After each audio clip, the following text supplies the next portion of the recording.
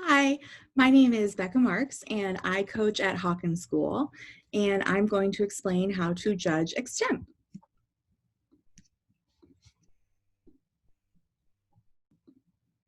Okay, so what is it? What is this event that you'll judge about an hour of? It is far and away my favorite speech event to judge. I love extemp. There's two types: IX, International Extemp; USX, United States Extemp. When it comes to questions, generally same structure. IX, USX, the only difference between the two is the topics. So you might see something like, how can Japan recover from its economic woes? Or should the government implement a $15 minimum wage? Sometimes students will choose a closed-ended, a yes/no. Sometimes they'll choose a what or a who or a why, and then it's up to them to be a little bit more interpretive. And you'll see both types. Sometimes you'll see a US international relations question that can live in either category. So before they walk in and before you see them, they will have had 3 questions that they can choose from. They'll pick one, and then they have 30 minutes to prepare and memorize a speech responding to that question. At that 30-minute mark, they'll deliver the speech to you from memory. So what do those 7 minutes look like in terms of structure and timing? So when they come to you, when they enter your virtual room, you will get them one at a time. So that's really key because you don't want to wait for all 6 as you would in any other speech event. Their draw times are staggered, so only one of them is ready to speak to you at a time, right when their 30 minutes are up. Sometimes students will ask to stay in the room and watch the subsequent speakers, which is fine. If you're having bandwidth issues though, that's one of the first things you can try. Getting the extra people out of the room can sometimes make it work a little bit smoother. When a student arrives, they'll read their question to you and copy and paste it into the chat. So a lot of students online, when it comes to time signals, don't need them. They're just timing themselves, typically at eye level with whatever their camera is. They do request signals. 2 down is the Ohio standard. That's generally what they'll ask for. When 5 minutes have elapsed, you'll give them 2 fingers. They have 2 minutes left. When 6 minutes have elapsed, you'll give them 1 finger. They have 1 minute left.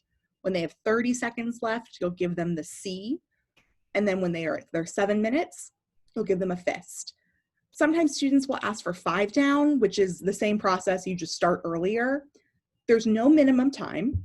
And beyond those 7 minutes, students have a 30-second grace period. So they can go to 7:30 without penalty. And even if they go past 7:30, once they hit 7:31, that penalty is still at your discretion. So the structure, what goes in this speech? So they should be clearly organized. You should not feel like you're just getting 7 minutes of random facts in a random order. They tend to follow the general structure of your 5-paragraph English essay. Introduction, grab your attention, a little bit of background information, usually with a piece of evidence, their question word for word, and then their answer, which we can think of as their thesis statement. The majority of the speech will be their 3 points. Typically, you'll get 3. Think of those like their body paragraphs. They'll have a label or a topic sentence for each one, though not typically a full sentence or complete thought. A piece of evidence, usually 2 pieces of evidence per body point. Think of those like your literary quotation. And then most importantly, an explanation of how that evidence supports the argument that they're making, supports their answer to the question. Think of that like your normal literary analysis. They'll typically have that transition, conclusion, all those sort of polishing pieces of a strong essay or speech, transition from one point to the next, and then a quick conclusion, restatement of their question and answer, and some sort of last line that maybe ties back to the beginning, but doesn't just end on them saying the question and their answer, something a little bit more personal.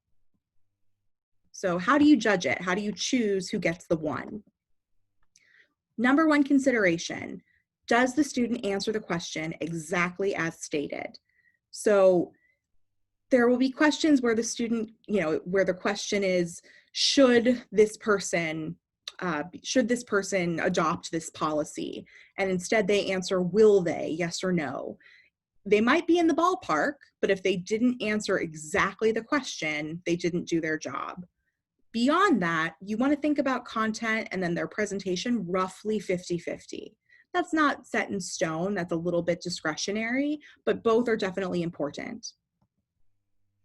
So with content, beyond that number one, did they answer the question?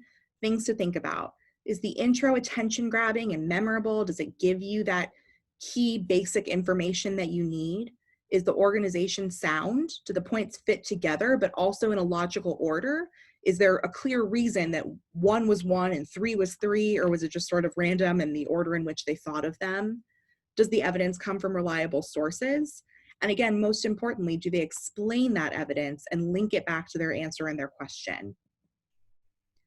Delivery and presentation, does it enhance their content?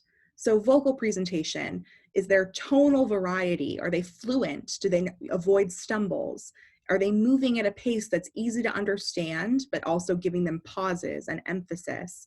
We want to be careful not to evaluate pitch just in terms of the pitch that a student was born with. So I have a fairly high-pitched voice. I can drop my voice down low if I want to, and I can still have variety in my vocal tone, but we don't want to make automatic assumptions about a deeper tone equals more confident and more convincing. Physical presentation, does it enhance the content? Think about gestures, eye contact, posture. Some students will stand and walk, some students will sit. So these are the things that are consistent across any form of delivery they're going to give you online. Things we don't want to consider. Sound quality beyond their control. So if they're super quiet because they just need to speak up, or if they're screaming at you, that's fair game to evaluate. But if it's due to an internet issue, you want to try to avoid letting that enter your consideration. Lighting and space constraints. Some students are going to be in beautifully well lit family rooms. Some might be doing it at school, just all coming in that Saturday and doing it together. And some might be in a cramped basement corridor because that's where their family won't interrupt them and where they can be reasonably close to the router. So we want to avoid choosing the best setup as our standard and just focusing on exactly what they're presenting to you and not where they're doing it from. Also, you want to avoid penalizing them for looking at their timer. Ordinarily in Extemp, if they were looking at something, we would be concerned because we might think it's notes, but in this case, it's probably their timer. With time signals, if you miss a signal, then you don't want to penalize them for time. So if they go 7:32, but you only gave them the C and you skip signals that they were relying on, you don't want to penalize them. So how do you make those tough decisions? Oftentimes your 1 is going to be really clear and your 6 is going to be really clear, but picking which one is 2 and which one is 3, or which one is 3 and which one is 4 is where it gets a little bit more challenging.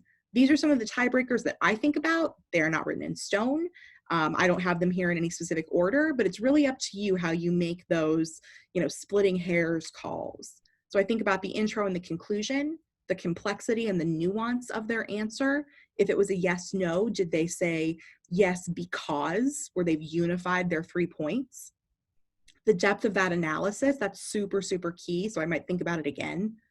The specificity in their evidence and research. Did they know about every Senate seat that is possibly going to flip in a question about will the Democrats flip the Senate?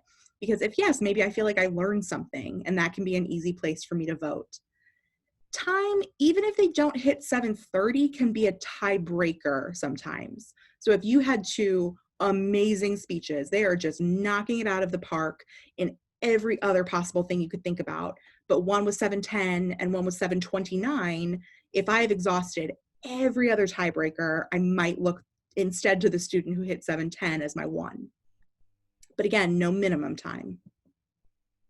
So important on the ballot, 1 is your best, 6 is your worst. You want to offer them constructive criticism for how they can improve. If a student gets a 6 and just a list of things they did super well, it's frustrating. But also this season more than ever, we want to be offering praise. Remember that for our students, unlike a normal year, we don't get them on the bus with us. And even if we're with them at school, we certainly can't give them a hug. So those moments of seeing a tough ballot, we are way less able to cushion. So any speech you ever see, the student will have done something well, and there will be something you can praise. And it's really important to give them that to latch onto, especially in the beginning of the season when we have a lot of new kids. Other than that, thank you so much for judging. We couldn't have speech and debate tournaments if not for people judging. So thank you for making it possible and making it possible for our kids in this year more than ever.